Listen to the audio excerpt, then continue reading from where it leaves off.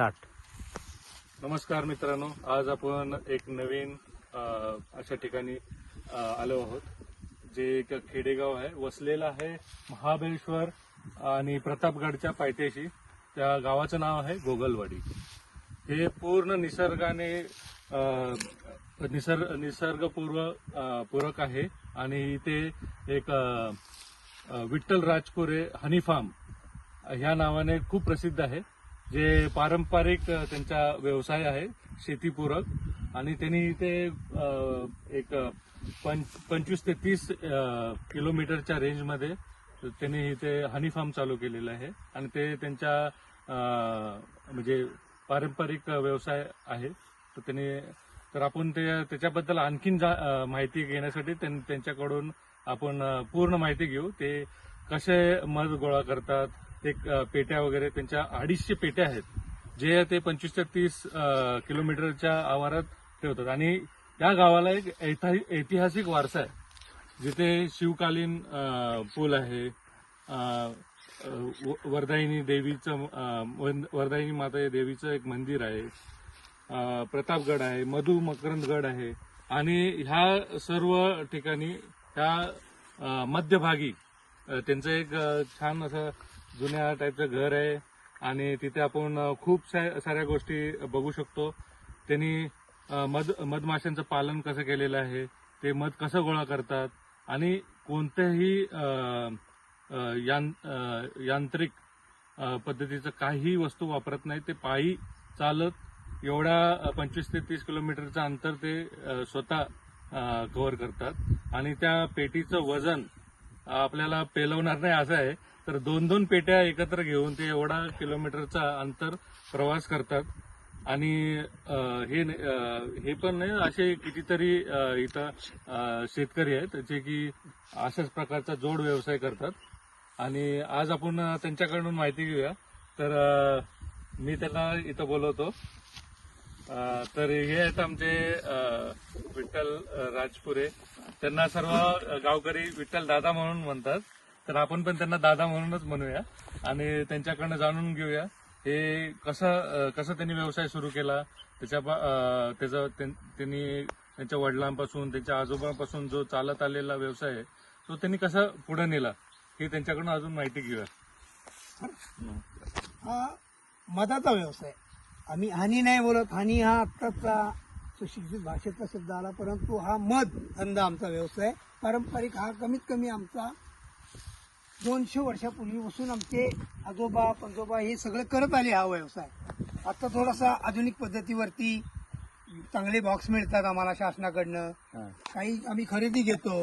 हा धंदा जर तसा बघितला तर जंगलातच होतो, मोठ्या कुठल्या फुलोरा किंवा शेतीमध्ये किंवा नाही. शेत म्हणून हे करतो आम्ही एक, पण जंगलाचा मध जो निघतो नैसर्गिक, ह्या जंगलामधून वेगवेगळ्या आयुर्वेदिक हे जंगल आहे.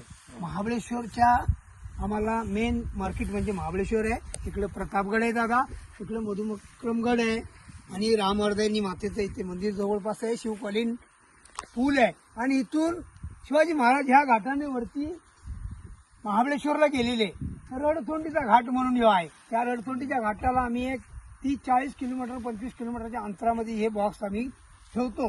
त्याच्यामध्ये मग हे गणपती दसरा या सीजनला आम्ही जंगलामध्ये मोकळे बॉक्स नेऊन टाकतो. टाकल्यानंतर त्याच्यामध्ये मधुमाशा येतात, बसतात. त्याची येण्याची ही जागा आहे. इकडून जर आपण इथून जवळनं दाखवू शकतो, तर ही आहे मधमाशाची पेटी. आणि आता ते अजून त्याच्याबद्दल पूर्ण माहिती देतील. हा, तर हा बॉक्स आहे. ह्या बॉक्समध्ये हा त्याच्यावरचं कव्हर आहे, त्याच्या आतमध्ये हे एक, त्याच्यामध्ये एक बॉक्स आहे, झाकण आहे. ह्याला आपण सुपर बोलतो, ह्याला बोलतो आपण सुपर. त्या सुपर मधल्या ही एक त्याच्यामध्ये फ्रेम आहे. ह्या फ्रेमला पोळी तयार केली जाते त्या मधमाशीनं आणि याच्यामध्ये मध भरला जातो. आता ह्याच्या खाली दुसरा हा बॉक्स आहे, त्याच्यात मोठी फ्रेम आहे, तुम्ही बघाल ही फ्रेम मोठी आहे. त्याला हे आम्ही मेन लावलं जातं असं. मग याच्यामध्ये त्या मधमाशा सोडल्यानंतर त्याला पूर्ण पोळी तयार करतं. पोळी तयार केल्यानंतर त्याच्यामध्ये फक्त काय करतं, तर त्याच्या खाण्यापुरतं, स्वतःला खाण्यापुरतं आणि माशा तयार करण्याची ह्या पोळ्या तयार असतात ह्या मोठ्या बॉक्समध्ये. ह्याच्यामध्ये मध तयार होत नाही. ह्याच्यामध्ये मध तयार होतो. ह्याच्यात मध तयार झाला तर ह्याच्यामध्ये 8 फ्रीम आहेत. अशा 8 फ्रीम आहेत. एका फ्रीमला कमीत कमी पाव किलो मध भेटतो. पाव किलो. चांगलं सीजन असेल तर एका फ्रेमला पाव किलो मध भेटतो.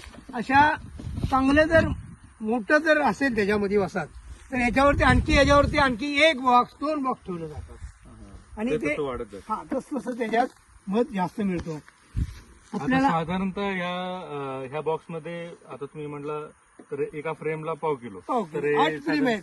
8 फ्रेम आहे. 2 किलो मध 2 किलो मध्ये आपल्याला मिळू शकतो. हा, हा. असं आमच्याकडे तरी इकडे बघितलं ना तर 2 महिने फक्त सीजन चालतं येईल. अच्छा. मध मिळते. आता हे अप डाऊन सीझन आहे. आता फुलोरा नाहीये जंगलात. आता पाऊस आत्ताच तर गेला 8 दिवस झाले. पाऊस जाऊन आता थोडे दिवस झालेले आहेत. तर आता आम्ही हे जंगलामध्ये आणून ठेवलेले आहेत. ह्याच्यामध्ये 1 महिन्यामध्ये मधमाख्या येऊन बसू शकतात किंवा आम्ही जंगलातून ही बघा जाळी आहे आपल्याकडं. जंगलात झाडाच्या खोडव्यात दगडामध्ये बसलेलं असतं. मग ते आम्ही पकडून आणतो ह्याच्यामधून माशा आणि ह्या बॉक्स अच्छा, ह्याच्यातून माशा. ह्याच्यामध्ये माशा पकडून आणतो आणि त्या ह्याच्यामध्ये सोडून देतो.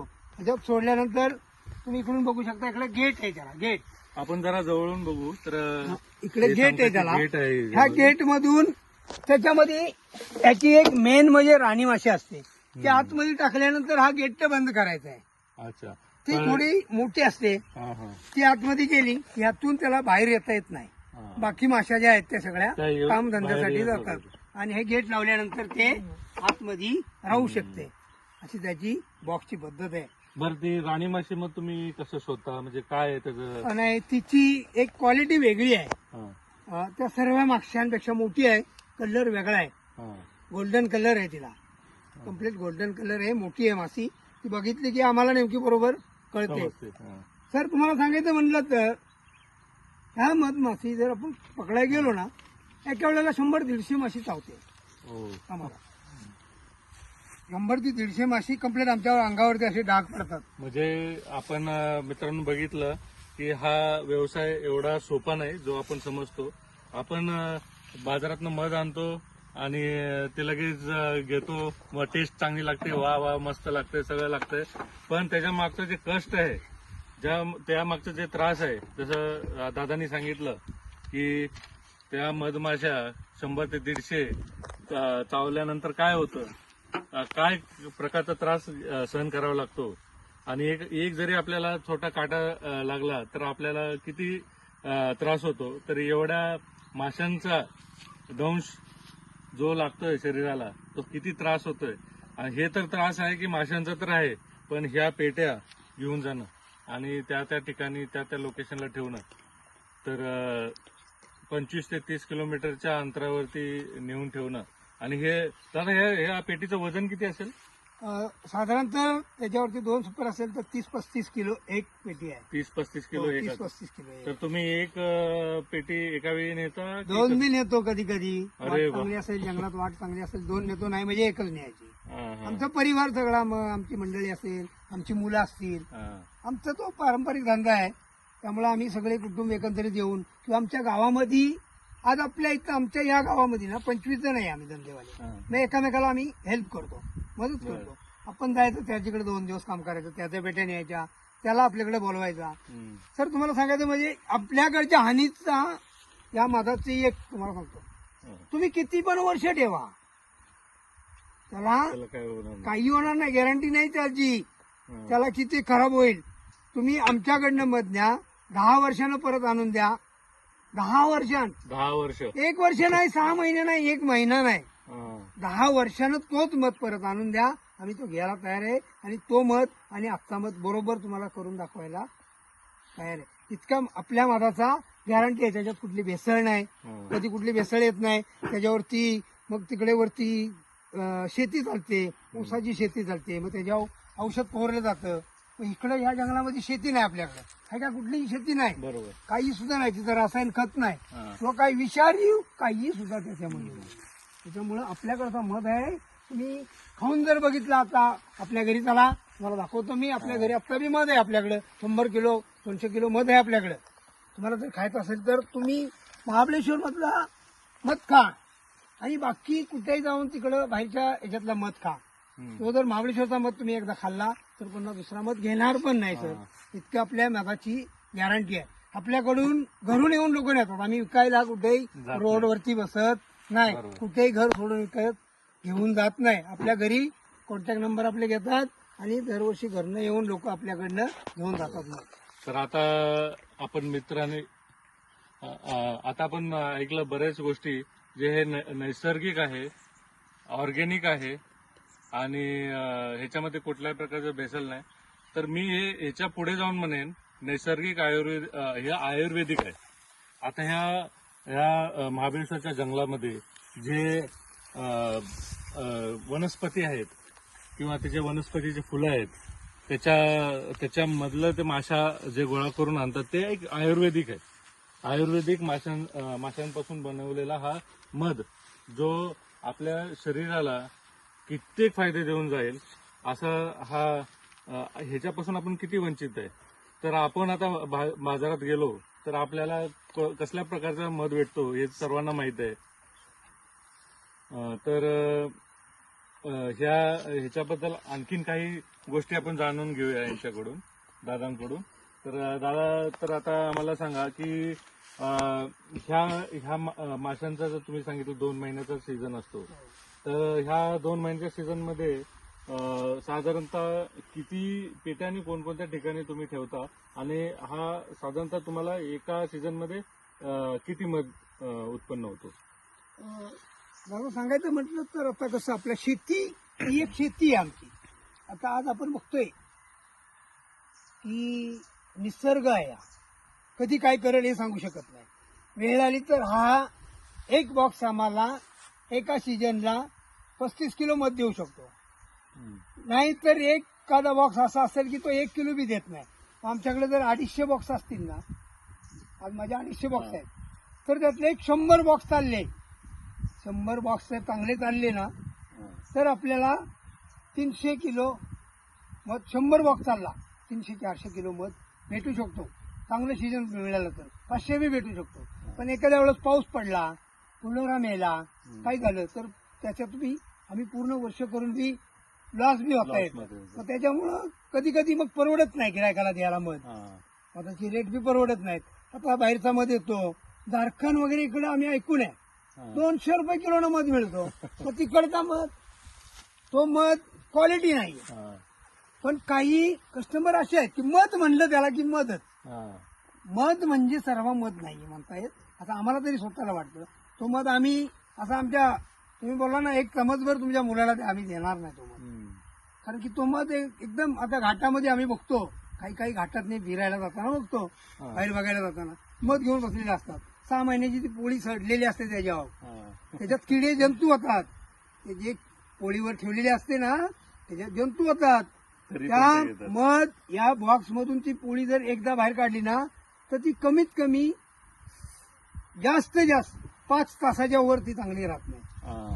5 तासाच्या वर चांगली राहत नाही. ती किडे, माशांची पोळी जी असते ना 5 तासाच्या वर चांगली राहत नाही, ती मरून जाते. दूध असतं त्याच्या अंगामध्ये, बरोबर. पोळी ठेवलेली असते, तुम्ही बघा कधी पण घाटामध्ये एकदम सडते ती आणि त्याच्यातून जीवजंतू त्या मधामध्ये पसरतात. आपण घाटामध्ये घेतात लोक, आम्हाला दुःख वाटतं त्याचं.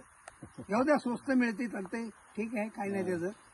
तर आपण ऐकलं की बरेचसे आपण बघतो रस्त्याच्या कडेला किंवा बऱ्याच ठिकाणी आपण बघतो की असे विकणारे असतात, मध विकणारे असतात. पण ते काय किती क्वालिटीचं आहे काय आहे हे तर आता दादाने आपल्याला सांगितलं. तर ते त्याचं एक साधारणतः 5 तासानंतर त्याच्यामध्ये खराबी यायला चालू होते. तर हा एवढा स्वच्छ, जसं बोललो की तो आयुर्वेदिक, नैसर्गिक आणि कृत्रिमरित्या जेवढ्या मेहनतीनं ते करतात, कष्ट करून, त्याच्यामध्ये जोखीम पण आहे. या जंगलातनं वाटा काढणं किती अवघड आहे आणि एवढं 60 ते 70 किलो वजन घेऊन त्यांना हा प्रवास करायचा आहे. तर आता तुम्ही इथं व्हिडिओमध्ये दाखवता येईल हा जो परिसर आहे, हा पूर्ण परिसर तो पिंजून काढतात. अच्छा, हा घाट. तर दादा सांगतात की महाबळेश्वरचा पायथा आहे. तर हा पूर्ण परिसर, हा डोंगर माता, हा सर्व तो पिंजून काढतात अक्षरशः. आपण साधारणतः चालत गेलो तरी आपल्याला दम लागेल, पण हे 60 ते 70 किलो वजन घेऊन एवढा परिसर पिंजून काढतात, जिथे हे एवढ्या ह्या पेट्या ठेवतात. म्हणजे साधारणतः 250 पेट्या त्यांनी सांगितल्याप्रमाणे एवढ्या परिसरात ठेवतात. हे 25 ते 30 किलोमीटरचा परिसर आहे, किंवा ह्याच्यापेक्षा जास्त पण असेल. पण हा खूप जोखमीचं काम आहे, आणि ह्यातनं हे जे व्यवसाय करतायत हे त्यांना मानलं पाहिजे की त्यांच्या धाडसाला आणि त्यांच्या जे पारंपरिक जे चालत आलेला व्यवसाय आहे तो ते असंच पुढे घेऊन जावं. आणि मी त्यांना शुभेच्छा देतो की विठ्ठल दादा हनी फार्म हे सगळं फक्त महाबळेश्वरपुरतं न राहता, हे पूर्ण भारतात न राहता, महाराष्ट्रात न राहता, हा पूर्ण जगामध्ये ह्याचा पूर्ण विकला जावं. आणि मी हे त्यांना शुभेच्छा देतो. आणि ह्याच्या पुढे पण भरपूर गोष्टी आहेत की आपण हा शॉर्ट फिल्म केलेली आहे, पण आपल्याला त्या ठिकाणी आपल्याला जायचं आहे की ते कशी वाट काढतात आणि ते कुठं जातात, हे पण आपण सेकंड पेज एकच मिनिट सांगतो तुम्हाला. महत्वाचा विषय म्हणजे आज प्रत्येक माणसाला शुगर, डायबिटीज हे सगळं लागण आहे. बरोबर आहे. आमच्या गावात तुम्ही कुणी येऊन व्हिजिट द्या, जो मध व्यवसाय करतोय त्या माणसाला, माझं वय आता दादा तुमच्या अंदाजाने किती असेल? 56 वय आहे माझं. 56 वय आहे माझं. 69चा माझा जन्म आहे. 56 वय. शुगर नाही, बीपी नाही, कुठली गोळी नाही, औषध नाही, कुठलं काही नाही. असे जेवढे आम्ही हे धंदा करतोय आणि तुम्ही मध खातो ना, आम्ही आम्हाला कुठलाही आजार नाही, कुठलाही आजार. महत्वाचा म्हणजे याच्यातून नैसर्गिक आम्हाला त्याच्यातून निरोगी राहता येते. तर हे बघितलं आयुर्वेदिक आहे, हे आयुर्वेदिक आहे. आणि यांची जी शरीराची ताकद आहे आणि निरोगी राहण्याचा जो बोलतात ना की एक कान मंत्र आहे तो आहे हे हनी. तर ह्या हनीमुळे बरेचसे फायदे होतात. तर हे यांच्याकडून मी हनी विकत घेणार आहे आणि त्याचा मी फायदा पण बघणार आहे की कसा होतोय ते. ऑलरेडी मी पहिला घेतलेलं आहे, पण आता मला प्रत्यक्ष त्यांना भेटायचं होतं, तर मी त्यांच्या फार्ममध्ये आलोय आणि ही माहिती पण घ्यायला आलोय की हे कसं करतात. मला पहिला वाटलेलं हे सोपं आहे, बाबा हनी घ्यायचं आणि त्याचा नुसता टेस्ट घ्यायची, पण हे काही सोपं नाही. हे वाटत होतं तेवढं सोपं नाही आहे. खूपच जोखमीचं आणि अवघड काम आहे. जे आपण टेस्ट घेतो एक क्षणाची, पण ह्याच्या मागे किती परिश्रम असतो ते तुम्ही जाणून घेतलं. हा तर पार्ट 1 आहे. पार्ट 2 मध्ये अजून बऱ्याचशा गोष्टी आपण बघणार आहोत आणि त्याच्यानंतरही असे पार्ट येतील जे की तुम्हाला त्याबद्दल आणखीन काही माहिती देता येईल. पण सर्वांनी याला लाईक करावं आणि ह्यांच्या जो व्यवसायाला हातभार लावावा. तर मी त्यांच्या मुलाला पण इंट्रोड्यूस करतो, ते पण ह्यामध्ये व्यवसायामध्ये उतरलेले आहेत. तर आपण त्यांना पण पाठबळ देऊ आणि त्यांचं पण इंट्रोडक्शन करून घेऊ. तर मी जास्त कॅमेरा इकडे करतो. तर हे आहेत किशोर. नमस्कार मंडळी. तर हे थोडा आणखीन आपल्याला माहिती देतील. आता हे त्यांच्यावर राहिलेले आहेत, तर त्यांना पण खूप याच्याबद्दल माहिती आहे, ते बोलतील. नमस्कार. माझा जन्म इथलाच. मी आता वास्तव्यास पुण्यामध्ये असतो.